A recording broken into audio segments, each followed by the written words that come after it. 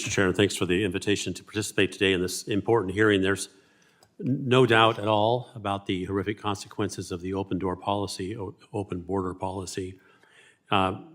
This is just one of them. One of the situations back in Oregon, where I am from, is the inability of local law enforcement, such as the sheriff's office, for example, within the county where one of the reservations might be located, for them to exercise power or authority over those on the reservation. And I'm pretty sure this is kind of what you were hinting at on page 3 of your testimony, where you say exploiting the myriad of jurisdictional issues is a challenge, and I agree. I called my brother, who used to be the county sheriff back in Oregon, in the county in which I live, big county.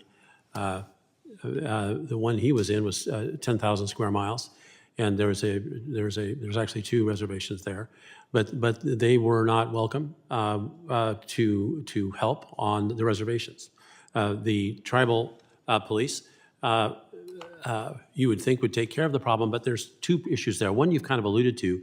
The numbers of tribal police is modest.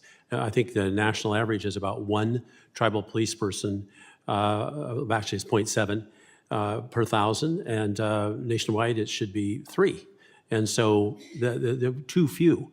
But the other problem that appears to be a challenge is keeping those people that do become tribal police officers working, keeping them employed. And there seems to be a lack of stability sometimes in tribal government that leads to those folks not sticking around. But perhaps you can address that issue. Have you a study or something that indicates how long tribal police officers remain employed? And I'm going to hope that you don't go back to money every time there's a problem. So tell me, is anything that I've said ring any bells of recognition? Let's start with the lack of recognition, perhaps by tribes, of other law enforcement agencies who are driving around, deputy sheriffs perhaps, or state police, and those folks not having appropriate jurisdictional authority to step in. Thus, the cartels see tribal reservations as opportunity locations, because there's not enough law enforcement there. So comment on that first, if you could. At your wishes, I will not mention funding. Well, you mentioned the word. Last year, or year before last, I think there was $700 million allocated to the tribes. I know it's not the $3 billion mentioned. Congress simply appropriated funds. Tribes should be allowed flexibility on how to utilize and invest those funds in their communities. It's not for DUI to now restrict how tribes use those funds. It says here, the bill's language, $772 million, almost 8, is designated for tribal government services such as public safety and justice. Where did that money go? As long as we're talking about funding. It went to the tribes. Okay, that was almost $1 billion, about $800 million. Did that do no good? Well, every little bit does good, but... wait, a little bit, $800 million. You spread it across the nation. How much did each tribe get? I don't know exactly. I'd have to do the math. There's 198 facilities where we or the tribes provide okay, well, did it help? Of course it helps. How much did it help?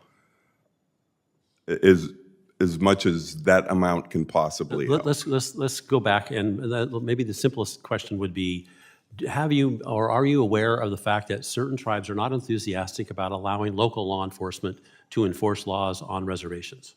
Yes. And does this allow then less law enforcement activity than perhaps should be there? Tribes are sovereign nations. Well, let's stop there. Are you saying then that the tribes have made a decision to allow less law enforcement? That could be the case by simply saying to those who are already there, engaged in the law enforcement business, to help? Is that what you're saying?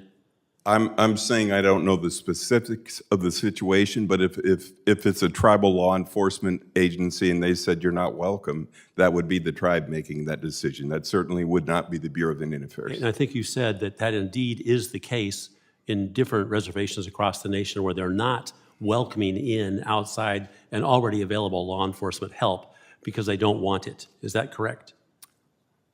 That would be my assumption. I don't ask them why they choose not to do that. We encourage them to actually enter into MOUs and MOAs with the local law enforcement to where they can do cross-jurisdiction.